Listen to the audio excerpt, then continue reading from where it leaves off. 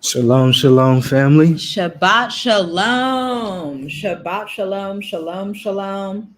This is a blessed Sabbath, but guys, we need to have a difficult conversation with you because things are heating up more than they ever have before, and some places are physically on fire again because we had earlier in the year, if y'all remember, the California wildfires that were happening all across obviously the West Coast in California.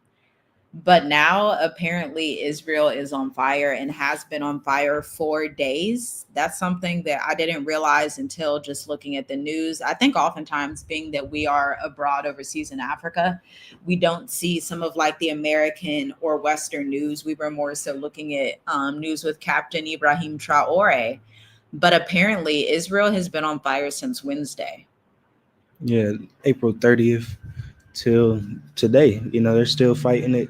Um, you know, uh, it's a lot that's going on. It's a lot that's going on, but you got to see the bigger picture. You really got to see um, what's been happening in the spiritual, as we always say. So, you know, um, it's it's it's prophecy unfolding right in front of us. It's prophecy unfolding right in front of us. So you just got to realize Yeah, that prophecy is happening. yeah, that it's happening, and you can't get away from it for right now. You got to know like what it is. You got to know what it is, and it's gonna be that. It has to happen. It has to happen. Yeah, we were looking at this video. Something apocalyptic is happening in Israel right now. And you guys, you need to be aware of this. You need to be in tune with this, but from the right side, because something that you were saying earlier, all of these things have to happen because, and it's not, let me put it like this: what you're seeing happening apocalyptic in Israel right now is to set up for something with their third temple, quote unquote. Now, if you watch this channel, you know that we do not believe that that place is the promised land. We know from a historical standpoint, if you study World Wars One and Two, that that area of land was designated. They also thought about having it in Uganda. And so you have to question, okay, if that's like the actual land, then why would you just say, oh, it can be Uganda, and oh, it can be this area, then oh, it could be like, obviously there's something more to this.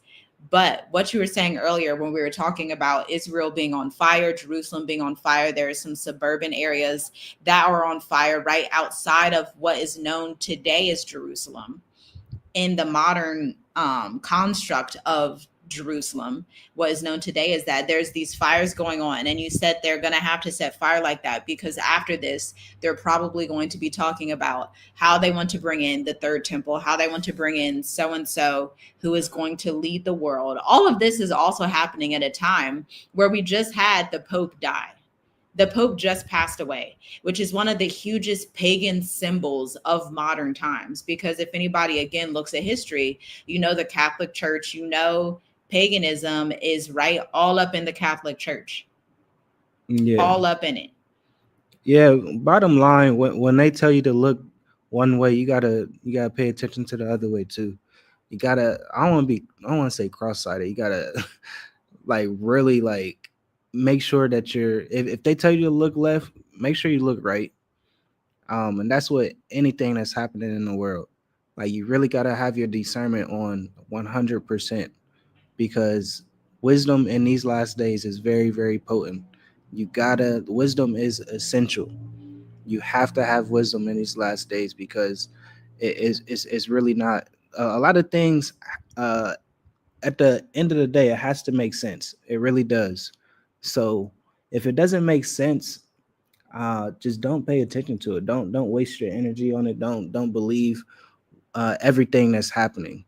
Believe the word of the Most High, and that's really the most important part. Is just really believing what prophecy said and what the word of the Most High is revealing to us. Yeah, even when it's uncomfortable, because the times that are coming specifically in the global north, the global south is not going to be impacted as much because the global south is more economically self-sufficient. The global south has not been super dependent on Babylon, because the global south was kind of like ostracized. It was like, oh, we don't want you to be a part of these certain EUs, these, NATOs, these different organizations that the West has made as a current day construct that a lot of people are under. But during these times, we are also seeing the rise of Africa. While certain places are on fire, we are seeing the rise of Africa. We are seeing the rise of leaders who are unafraid.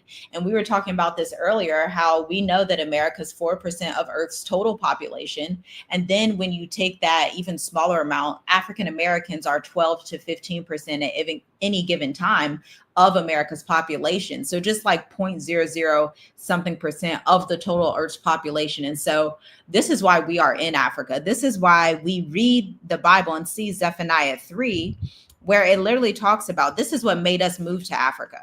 Because we just read this scripture and it was like, this is very clear. It's plain as day.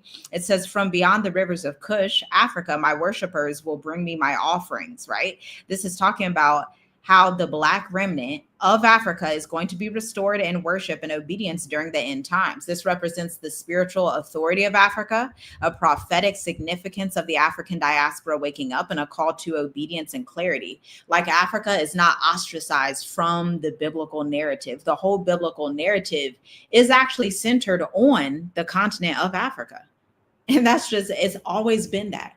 When you look at Genesis, guess what nations are popping up consistently? Egypt, Israel, Cush. That's it. That's why in Isaiah 11, it literally talks about Isaiah 11:11, Assyria, Egypt, Cush, and Israel would all be coming back together to what? Worship the Most High together. This is what we're seeing happen when you have a leader who happens to be Burkina Faso, the president of Burkina Faso, rise up in what is called, by the way, Burkina Faso means the land of the upright people, the land of the righteous people.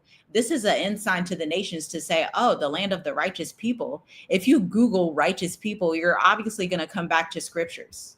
You're obviously going to come back to, okay, what is righteousness? What is the right way to go?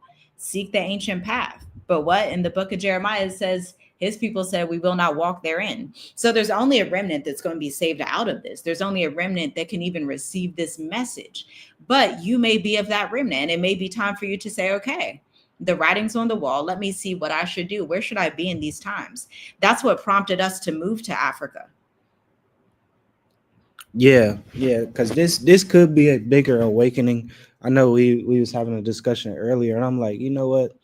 His name, Abraham, basically. Abraham, right? If you really know what I'm talking about,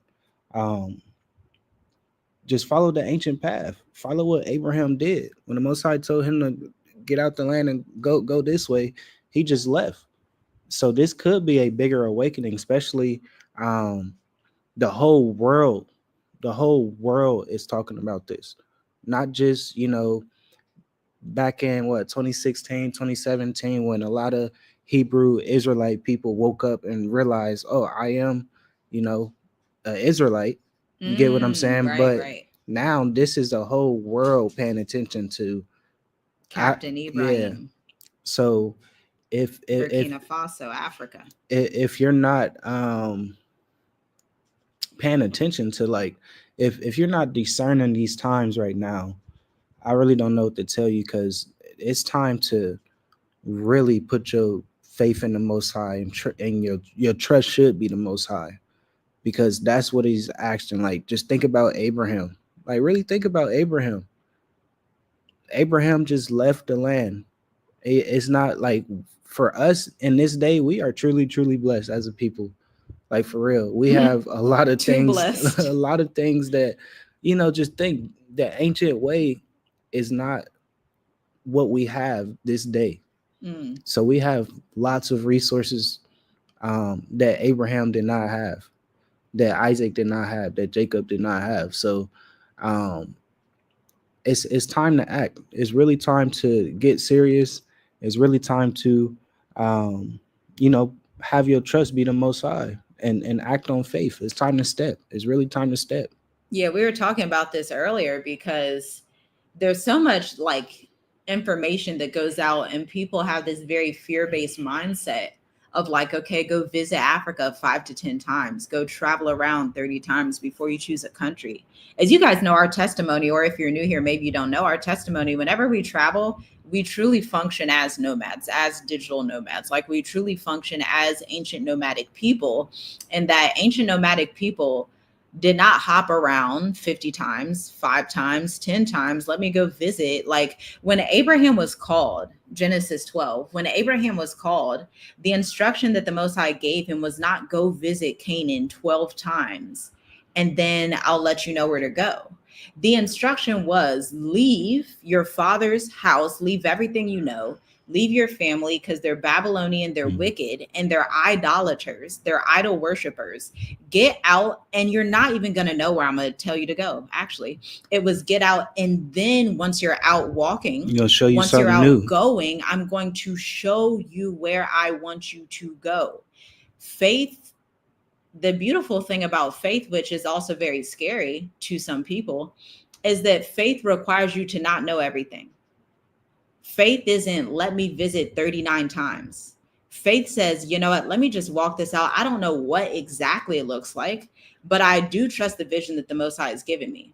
And so that's how Abraham functioned, and that's how he acted. So guys, let's get into this video. This is very interesting. I didn't know this was happening. We didn't know this was happening. But let's check this out because something's happening in Israel right now. In Israel, firefighters are battling what officials say are likely the largest fires in the nation's history.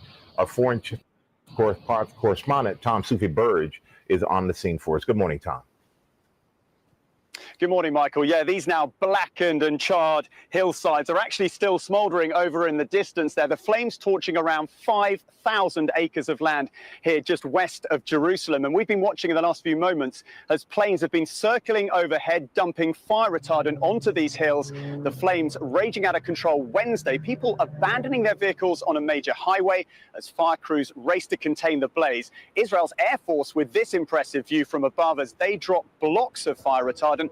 The winds yesterday hitting 50 miles an hour. With the flames spreading so quickly, some 10,000 people were told to leave their homes. The good news, guys, this morning is that temperatures are down significantly, as are those winds.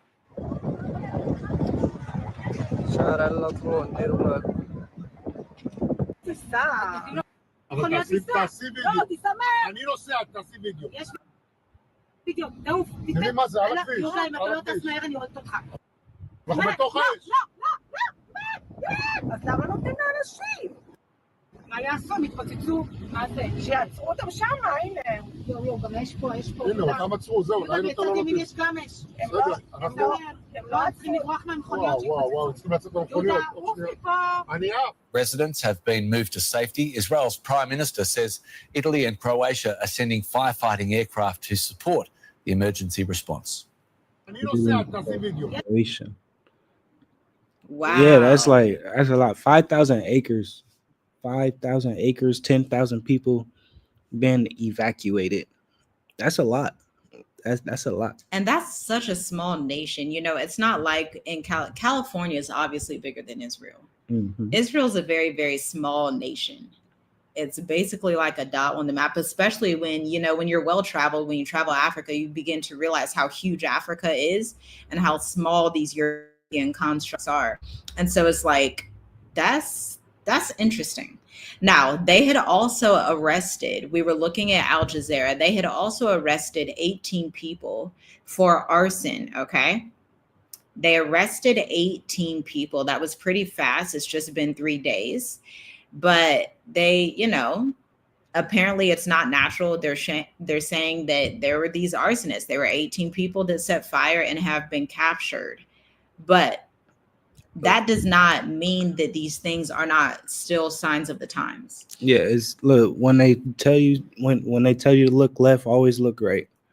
I mean, of course look left, but pay attention, there's a right side too. But yeah, here's an article that we're about to pull up here. Yeah, from Al Jazeera. There were arrests made. Israel's firefighting service had 163 ground crews and 12 aircraft were working to contain the flames.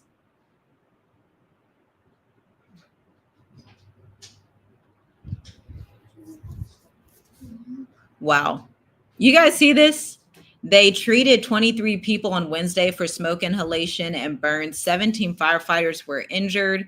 Crews worked through the night, allowing the reopening of main roads, including the Jerusalem-Tel Aviv route. All routes have been reopened to traffic. This is like intense. It looks similar to how California was looking. It's kind of crazy. They have announced a national emergency fanned by high temperatures and strong winds. The fire spread rapidly through wooded areas, prompting evacuations from at least 5 communities. Again, Italy and Cyprus dispatched 8 firefighting planes to Israel to support its emergency efforts. Okay. So I don't know, y'all, what y'all think? That's it's just odd to me. That's just odd. It's random. It's like, oh, okay, why is that happening at this time? That's why it's like, y'all, there's so much going on. Israel's on fire, Africa's rising, but then also when we look at America, let me put it like this. There's a lot of people of European American descent that understand how dire. This is why we've come on here. This is urgent. This is breaking news. This is obviously going to feel uncomfortable. It's not comfortable when there's empty shelves, obviously. It's not comfortable when you may not be able to get food, when you may not be able to get produce, when you may not be able to get whatever clothing and batteries and whatever comes from China. But there's this huge difference that I'm seeing right now between European Americans and Black Americans. The big difference is that European Americans are warning their people and are in this reality that, hey, empty shelves are going to hit. What are we going to do? A lot of people in our community right now are pretending like nothing's happening, pretending like these ports are not empty. But we're going to show you right now, these ports are empty and will continue to be empty. Because when you mess up geopolitical supply, again, remember, America and China are not close together. They are worlds apart. America and China are not next door neighbors. So America's biggest supplier is literally a world apart. So when you mess up the supply chain, even if President Trump decided he was going to put everything back together within a day and announce Monday or Tuesday, it would still already be too much of a disruption. But let's look at this. Let's look at this, because we need to talk about this. The church doesn't like to talk about these things. We like to pretend nothing's happening, but it's wise to put on the spirit of a watchman, essentially, and understand what is coming so that you can make whatever decision needs to be made by the spirit of the Most High Yah. This is what needs to be talked about, even on a holy day as the Sabbath, where it's like, okay, let's get in tune. Let's see what needs to be done this week. Let's rest and reset and discern and understand the signs of the time. Let's discern what the Spirit of Yah is saying to the assembly. Yeah, I did want to say this before this video, though. You gotta what's been revealed to me is real and fake. And what are you gonna believe? Are you gonna believe? I did that. Are you gonna believe the fake news that's happening, or the real, like the real truth, or the fake truth? Because it really just comes down to belief. They're gonna put out this fake stuff, and the longer people believe, and I'm saying this, I'm trying to not say the wrong thing, but with this Pope passing away, and a lot of people believe that's the truth, but when you really understand the truth, you know that that's not the truth. So you know how many people believe that the fakeness that is real and true. So the longer people believe the fakeness, the longer it's going to stay around. So what's happening now, they're giving you fake stuff. They're allowing a lot of people to realize the fake things that's going on and allowing people to believe it. And the choice is really yours. The choice is, are you going to believe it or not? Because once you start to believe in the truth, the fakeness is going to go away. So I wanted to say that because you just got to seek truth. You really do. Seek the truth and it will set you free. So let's play this video.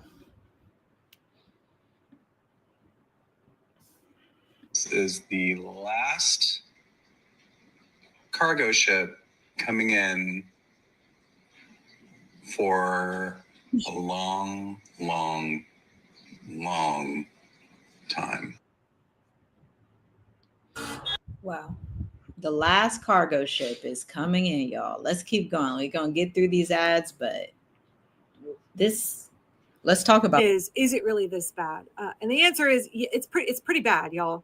But these videos that you're seeing on TikTok might not be entirely accurate. You would be hard pressed to find any credible economist who will tell you that Trump's tariffs are not devastating for the US and global economy. They're cruel, they're chaotic, they're nonsensical. But is there nothing coming into the port of Seattle? I covered the supply chain crisis back in the COVID days, and so I'm a little bit familiar with this topic. And I thought, well, not everything is always as it seems. So I better go look up some credible journalists and see what they're saying. I'm going to stop using Google because the first search result for me was from Fox 13 in Seattle. And the headline is, social media says Seattle ports are empty, but data shows growth. That's a little bit of a spin on that's a lot bit of a spin on what's happening. If we look at a slightly less biased legacy media source from Seattle, I'm looking at King 5, which is NBC. They just put out a piece entitled "What We Can Verify About Port of Seattle, quote, Ghost Town Rumors." So Fox's spin is that like shipping is up, everything is great in Trump's America. The port did see an 18.4% increase in volume in March. But that was driven by shippers being like, shit, we better get our stuff into port before the tariffs come. They were anticipating the tariffs and therefore trying to get their stuff to the States before those tariffs rolled out. So it's an artificial bump. That video I just played for you said that there are no ships coming in after yesterday. And that's simply not true. It's not a good scene, but we want to be accurate about what we're sharing. King 5 spoke with the Northwest Seaport Alliance, which manages all marine cargo operations for the Port of Seattle and the Port of Tacoma. When you combine Seattle and Tacoma, they make the third largest shipping port on the West Coast. The two largest are in California. They also looked at Vessel Finder, which tracks vessel positions in real time. According to both of these sources, 3 international cargo ships were docked on Monday in the Port of Seattle. One is registered to Portugal, one to Singapore, and a third to Hong Kong. Northwest Seaport Alliance told King 5 that 15 more cargo ships are expected to pass through the Port of Seattle and the Port of Tacoma over the next week. So that clip claiming there are none scheduled, that's not true. 12 of those 15 ships will contain some goods from China. However, the Port of Seattle Commissioner Ryan Calkins said the future does not look as good. The last forecast I saw was forecasting out over the next 3 months, and each month was forecasted to be down 25% from the previous month. That's not good. They also noted that the cargo ships that are coming in. I'm so glad that she did her research. Yeah, I'm glad that she saw it from both ways, because we are a channel that likes to be in reality and be in the truth. And so the reality of the matter is, it's not like literally, oh my God, there's no more ships coming as of yesterday. But at the same time, the projections 3 months out are a 25% decrease of the products and goods that you would have had. And so there's going to be a sharp increase in the cost of living, obviously, very quickly. But I think the other issue with these ports is literally Revelations 18, where it talks about that Babylon is going to be destroyed in an hour. There's prophecy in Revelations 18 that literally says that all of the merchants and all of the people that used to love the wine and love all the goods, even the slaves she had, all the merchandise, that comes to an end. And we're starting to see, okay, how can Babylon fall in an hour? Well, you have the perfect person in office, honestly, to make it fall in just an hour, to make it like, oh, Babylon, without your trade, there's going to be a huge dent to the economy and the way that Americans are living.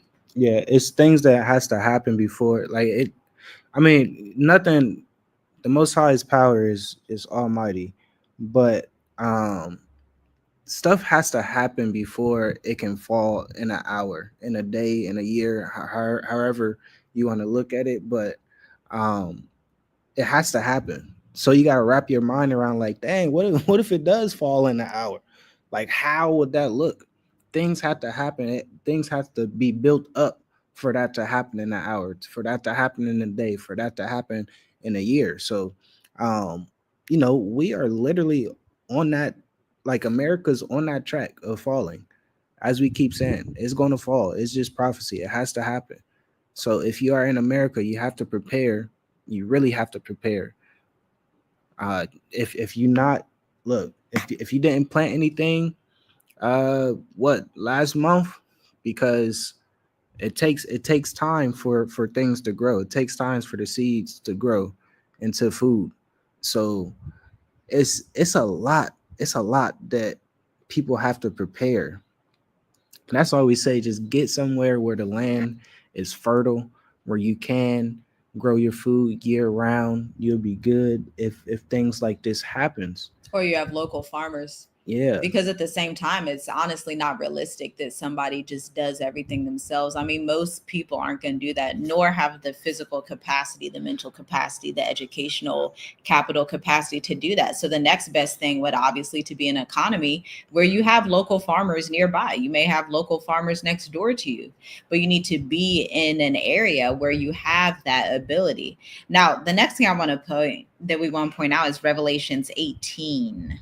Global mourning by world leaders and merchants. I do believe, just by the signs of the times, everything that's happening, this is literally where we are, where it says in Revelations 18:9, the king shall be well heard. Revelations 18:11, the merchants of the earth shall weep and mourn over her, for no man buys her merchandise anymore. This is talking about the crash of global markets and how the elite are mourning, not out of righteousness, but because their prophets and idols of America or Babylon the Great are gone. The entire trade system collapses. Revelations 18:12-13. Merchandise of gold, silver, fine linen, slaves, and souls of men. Human trafficking. Ooh. This is, when you read Revelations 18 slowly and really like get it into your spirit and break it down, like Revelations 18:12-13. Merchandise of gold, silver, fine linen, slaves, and souls of men. It brings you into the mindset of, if you are even remotely in the mindset that America has done or is doing anything right, you're already on the losing team. Because it says very clear, we should just know from right and wrong. Obviously, the Most High doesn't look at human trafficking as a good thing. He just doesn't. The beautiful thing about the Most High is he doesn't show partiality. He doesn't. That's why Africa will rise and continue to rise. The continent that has been the most oppressed continent on the earth will rise and continue to rise. And that it just is what it is, not because they're so great, but because the wickedness of the nations around them. Let's be clear.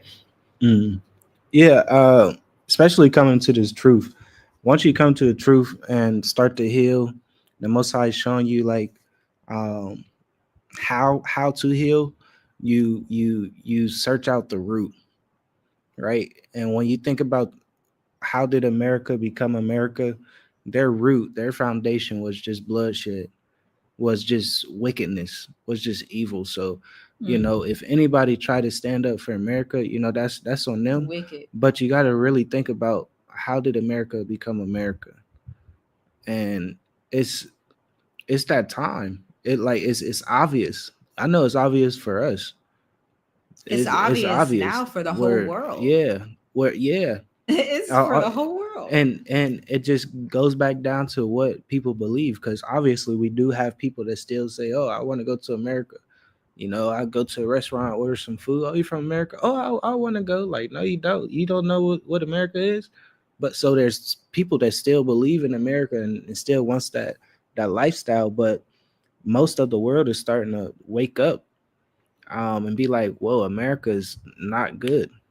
And it's happening so quick. Yeah. So that's another thing where it's like, if you're not trying to, if you don't know how to move outside of America, like if you don't know how to move locally around any area than America, So even if you're there in the Caribbean and you get what I'm saying, know how to move around there. Even if you're in, Asia or China or Japan and you know how to move around there. If you're fresh out trying to travel and trying to, have your eyes wide open and your mouth wide open and don't know what's going on, you're going to get taken advantage of. So you have to really get out as soon as possible so you'll be comfortable enough to move around properly. Because there is a time where learning curve. yeah, exactly. Thank you, baby. There's a learning curve, like really, and that's what people don't realize. There's a learning curve. Like if it was up to me, and I know this probably going to upset a lot of people. If you are not here in Africa for a solid 2 years, you shouldn't get citizenship. You shouldn't get nothing that Africa could provide, because there's a learning curve. If you are serious about Africa and really want to benefit the people here and help, have that relationship, you should want to stay here. You should want to be here and learn. So it gets down to like just following an ancient path.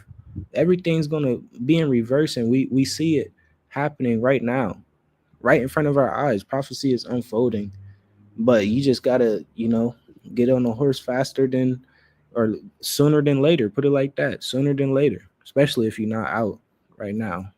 Yeah, start making your plans, but also bringing a practical sense, because I think also the church has done, the Catholic Church in particular, because the Roman Catholic Church is like the main church the whole world knows, and that most religions, especially Christian religions, subsets of the Christian religion, have come up under, whether it's Methodist, Pentecost, Baptist, all of that honestly belongs under the Catholic Church, if we're honest, and you look from a historical standpoint. The reality is that the scriptures have so much that shows you Africa is the only continent to be in the last times, and is the place where the Most High will be returning for his people. We can also look at Isaiah 18, verses 1-7, a people scattered and respected. Woe to the land shadowing her wings, which is beyond the rivers of Ethiopia, Cush. And that time shall the present be brought to Yahuwah of hosts, a people scattered and peeled. But like, this is another scripture that's not always talked about. And it's a prophecy about the scattered people of Africa who will be gathered again to present themselves before Yah. It speaks to restoration, sovereignty, and international reverence. Psalm 68, verse 31. Ethiopia will stretch out her hands. Princes shall come from Egypt. Ethiopia is soon to stretch out her hands to Yah. Africa is not an afterthought to the Most High. Like, I don't know how many times or how many different ways this has to be said, but we will be patient enough and do the diligence to search out these scriptures to bring it to light. Like, Africa is not just like this random thing that popped out and the Most High was like, whoops, I just made this beginning origin land. Like, that's never what it was. It was always the focal point, is and has been and will continue to be Africa. Again, Psalm 68, verse 31. I think this is so beautiful. Princes shall come out of Egypt. Ethiopia shall soon stretch out her hand. Is not Africa, that was called Ethiopia in ancient times, if you look at the ancient maps, is not Africa right now stretching out her hands, praying over Captain Ibrahim Traore? Is this not scripture being fulfilled right here? That alone would have just been enough, but there is more scriptures. Isaiah 43, verses 19-20. He literally says, I will make a way in the wilderness and rivers in the desert to give drink to my chosen people. Africa has always been seen as a wilderness. When they were walking through the wilderness, they weren't walking through China. They definitely weren't walking through America. They weren't walking through Great Britain. They were walking in Africa in the wilderness. Always. That's always what it was. Micah 7:15-20 shows marvelous things as in Egypt. According to the days of your coming out of the land of Egypt will I show unto you marvelous things. Again, Acts 8:27-39, the Ethiopian eunuch, right? A man of Ethiopia had come to Jerusalem to worship, and Philip preached unto him Yahusha. Ethiopia was actually one of the first places that the disciples were called to. to go and minister to. Like the oldest, that's why the Ethiopian church is like the oldest Christian church. Mm. There's just so many scriptures, but one that I've been listening to or that has come to my mind a lot recently is Isaiah 60, but it's kind of like streamlined between not just Isaiah 60, 61, and 62. But listen, Isaiah 60 verses 1 through 3 says, "Arise and shine, your light has come. Darkness shall cover the earth, but Yah shall arise upon you, and his glory shall be seen upon you, and the Gentiles shall come to your light." This is literally what's happening in Africa. It's so prophetic that it's not even funny anymore. It's just so blatantly in our faces. The entire world is looking at Burkina Faso right now. The entire world is looking to Africa and saying, okay, what are they going to do about this? Are they going to stand up? Are they going to be strong? What are they going to do? What is Captain Ibrahim Traore going to do? What's Africa going to do? Oh, are the African Americans going to go back to their homeland in Africa? That's the question the entire world is asking right now. All of these scriptures together reveal what we've been saying and others before us have been saying for a long time. One, Babylon's falling. Two, the continent to be on is Africa, because it is the end from the beginning. It's Yah's place. It's his favorite place. It's his origin land. It's where Eden is. It's where everything is. Everything is here. We were even talking about earlier the Valley of Jehoshaphat, Joel 2. That is also going to be here. Everything. The whole Bible is centered in and around and on the African tectonic plate. Period. There's no other way to put it. There's no other way to say it. We are unwilling to lie to you and to be popular and tell you, well, oh, you can just kind of halfway be here, halfway be there, then visit 39 times. It's not time for that. Yeah. And like for real, that's why we named this Journey with Us. Like, because it's like we don't just do stuff to do stuff. If you really know us, like we are living testimonies of the most. Like he really leads us and guides us. No, like everywhere we go, we think that we're gonna go to West Africa. In 2019, we was planning that. We was connecting with people, but at the last second, he sent us to Tanzania, not knowing what that meant in ancient, what Tanganyika means, wilderness and stuff. Yes, that we knew that. So we were thinking about going to South Africa, maybe like a week. He brought up Mauritius. We're here in Mauritius. A few months. So it's like I know for us, our testimony is powerful, and we really just move where the Most High tell us. Like no matter what we do, like that's why it's like you have to step out. You have to do this. You have to trust the Most High. No matter what, He's going to lead you and guide you. Like no matter what you do, you have to do this, because this is the only way that you're going to keep growing to the next level. This is the only way that you're, going to, have that light shine, because you are the light in this dark world. We are the light in this dark world. And once you really start to heal, once you really start to understand and discern what's around you, I'm telling you, it comes easier and easier. Your love just increase, your joy just increase, your peace just increase. Everything increases, your understanding, the wisdom, like everything. Humility. Everything just gets simpler and simpler. Like for real. Because it shouldn't be difficult. Nothing should be difficult. Nothing should be too hard for you to just give up. Everything should be simple. If it's not simple, it might be the adversary trying to confuse you. So prophecy, like it just gets down to what you believe. Are you going to believe this word, or are you going to believe the word of the Most High that's inside you? Like for real. Yeah, the word's so clear. I think that's what really gets us, where it's like, we don't really care what the church, the preacher, the who, the this, the that. We could care less about any of that. But when you read the Bible for yourself and you sit every week and you read it for yourself, there's no random person out here, over there, all the folks down there, you trying to ask them everybody can read at the end of the day. Everybody can see plain as day what it says.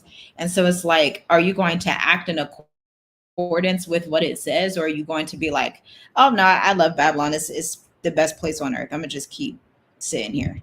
Because at the end of the day, Abraham didn't do any of that. Yeah, but if that's what our you want, forefather that we have to look at, where it's like, and literally Captain Ibrahim also being named Abraham is like, the Most High doesn't just whoops accident. That's not how he works. If you know him, that's not how he works. Everything he does is symbolic. If you have the ears to hear and understand what the Spirit is saying to the assembly.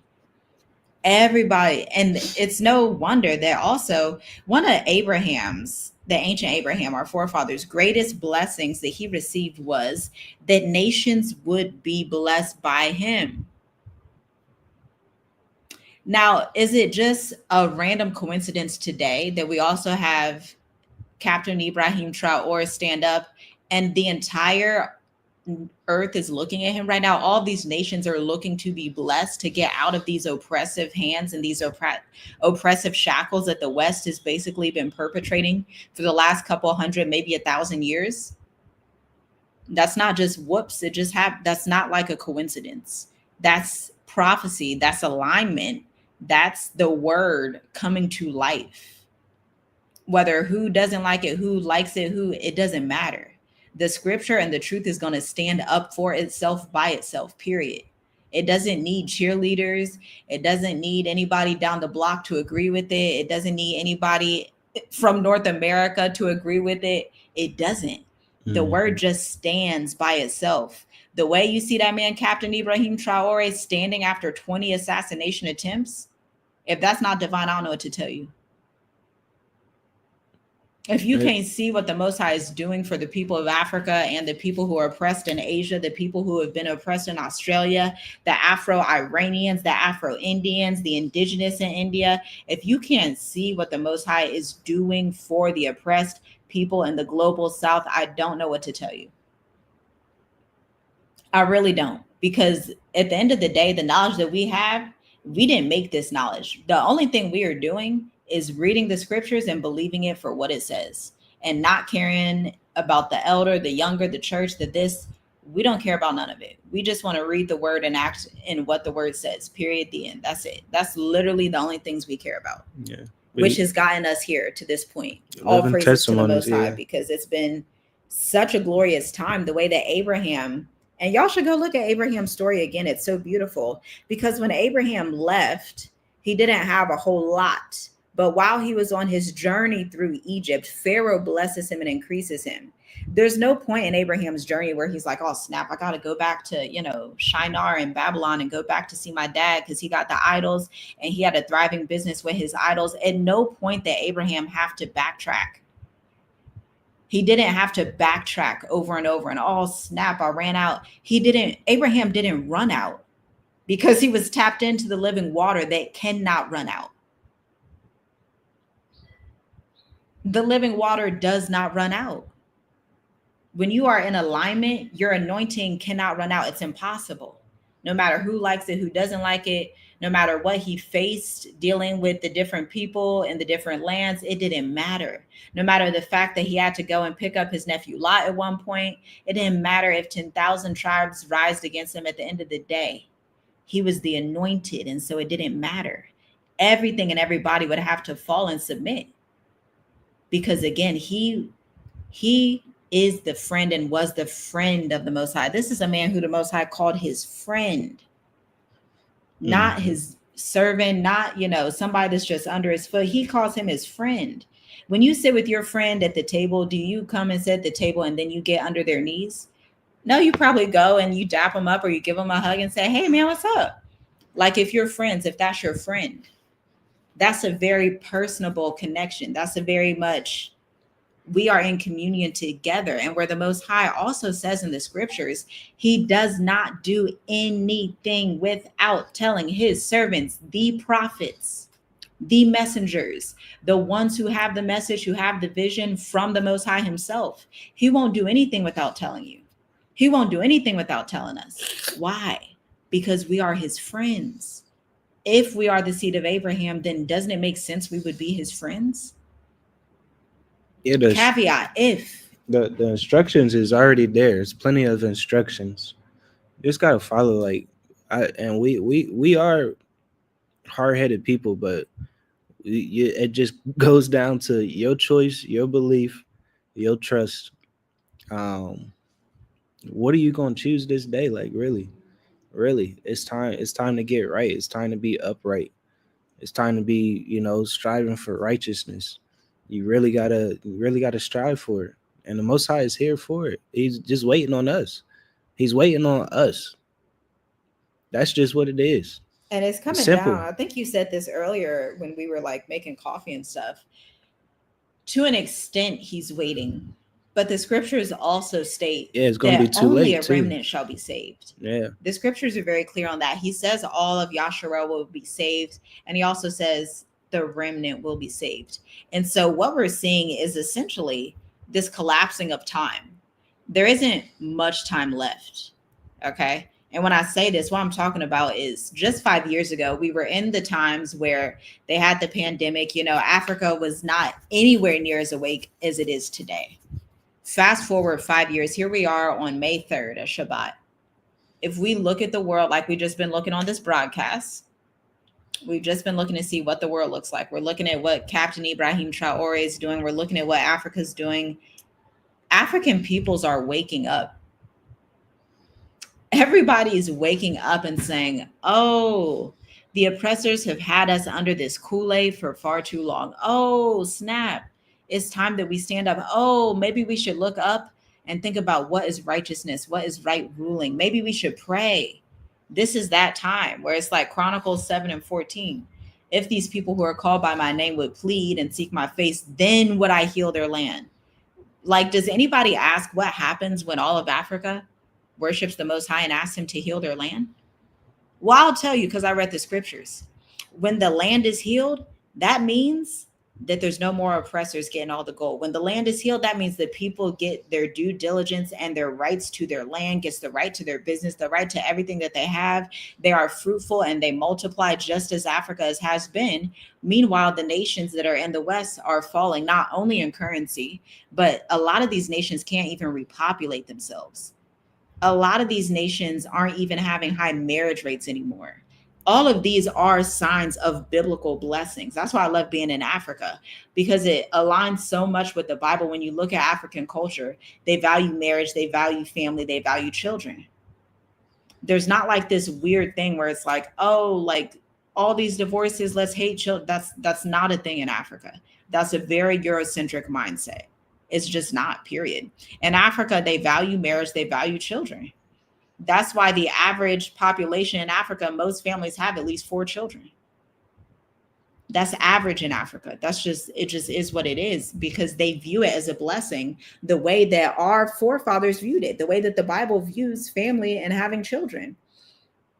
And so if you are discerning the signs of the times the same way the Most High discerns them, and he's showing you, be fruitful and multiply, and he's showing you, I keep covenant to 1,000 of generations, then you have to look and say, okay, where are the places that have values that align with that? That by itself can show you where you should be, what you should be doing, what you should be believing in. And that's hard for many Westerners to hear, because your mindset, if you're quite honest with yourself, is not really on the Most High. It's on Eurocentric mentalities. Your heart, if it was really on the Most High, a lot of people wouldn't be in the situations they're in today. A lot of people wouldn't say the things they say today, because a lot of people still have Eurocentric mentality. Mm-hmm. When you just throw people off, people be on their 3rd, 4th marriage, don't even talk to their adult children, but want to talk and preach to, no, that's not order. That's not how this works. That's not how the Most High works. When you see what's going on in Africa, and you see Captain Ibrahmin Traore, he has his wife and his kids. It's not be on your 3rd, 4th, 5th, 6th set. That's not functional. It was never supposed to be like that. Never. It's not go to get divorced 3 times and then say, well, the other 3, they were just, in the way and now I got the right. That's dysfunctional. That doesn't make sense. That doesn't make sense. The Most High loves covenant so much that he kept his covenant to you. Like he really, really loves covenant. Why do you think he had the prophet, the minor prophet Hosea, Husha, which means salvation in Hebrew? He tells Hosea, go and be with your wife. Yes, she's a whore, but guess what? This is representing to me what Yasharel, my chosen people, have done to me. So go keep the covenant. So go stay in the covenant, because that's how the Most High operates. But America, the whole thing with America is like, no, throw people aside. No, do this, no, do that, no, hate the children. And we were just talking about in one of the last lives that this white American economist, or he was an entrepreneur, he was something, but he was literally admitting what a lot of people in the church don't want to mention. This very worldly guy was admitting that America hates children. He admitted, he's about 50, 60 years old. He's like, yeah, America hates the younger generation. Yeah, your generation is screwed because my generation, they had it much better. But my generation figured out how to get over on y'all and how to be rich on top of y'all. He said it. And it's like, if a worldly man says this and the church cannot discern these things and get in alignment, it's like, what do you do with that? Except to function as the prophet Jeremiah and continue to warn the people and warn and warn and warn, and understand where the Most High says to Jeremiah, yes, you're young, but don't back down in front of them. Yes, this people is treacherous, they're wicked, but you need to give them this message so that when I judge them and when they come up to my altar and to my place, they know that I can say to them, oh, but I sent you a prophet.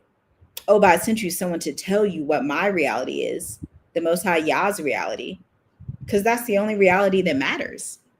Because it baffled me so much that we have worldly, and this guy, he's like a multimillionaire, worldly people that will come out and tell you the truth and tell you, yeah, the younger generation is screwed in America.